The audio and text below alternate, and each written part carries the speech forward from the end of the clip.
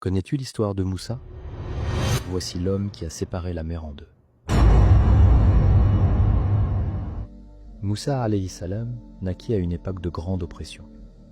Le pharaon d'Égypte, arrogant et tyrannique, se proclamait Dieu et faisait tuer les nouveau-nés des enfants d'Israël, craignant qu'un jour l'un d'eux ne mette fin à son règne.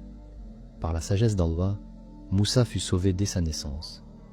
Sa mère le plaça dans un coffret et le confia au fleuve.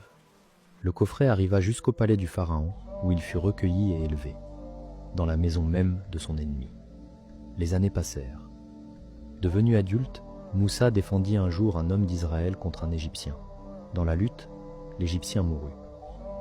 Pris de peur, Moussa quitta l'Égypte et s'exila vers Madian. Là, il aida deux jeunes femmes à abreuver leurs troupeaux. Leur père, homme pieux et âgé, l'accueillit et lui donna l'une de ses filles en mariage. Moussa vécut plusieurs années auprès d'eux. Un soir, alors qu'il revenait avec sa famille, il aperçut une lumière sur la montagne. Il dit « Restez ici, j'ai vu un feu. Peut-être y trouverai-je de quoi me guider ou un tison pour vous réchauffer. » Quand il s'approcha, Allah l'appela. « Ô Moussa, je suis ton Seigneur. Ôte tes sandales, car tu es dans la vallée sacrée. » Puis Allah lui ordonna « Va vers Pharaon, car il a transgressé. » Moussa craignait, mais Allah le rassura et lui donna deux signes, son bâton qui se transformait en serpent vivant et sa main qui devenait blanche et éclatante sans mal. Moussa retourna en Égypte avec son frère Haroun, qu'Allah avait désigné pour l'accompagner.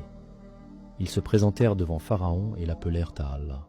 « Libère les enfants d'Israël. » Pharaon se moqua. « N'avons-nous pas élevé cet homme dans notre maison, et maintenant il vient contre nous ?» Il convoqua ses magiciens pour défier Moussa. Devant une foule immense, ils jetèrent leurs cordes et leurs bâtons qui devinrent des serpents illusoires. Mais quand Moussa jeta son bâton, il devint un serpent véritable et engloutit leurs mensonges. Les magiciens, voyant la vérité, se prosternèrent aussitôt. Nous croyons au Seigneur de Moussa de Haroun. Pharaon entra dans une grande colère et décida de renforcer son oppression. Mais Allah envoya des signes.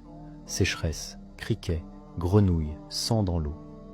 Pourtant, Pharaon et son peuple restèrent arrogants.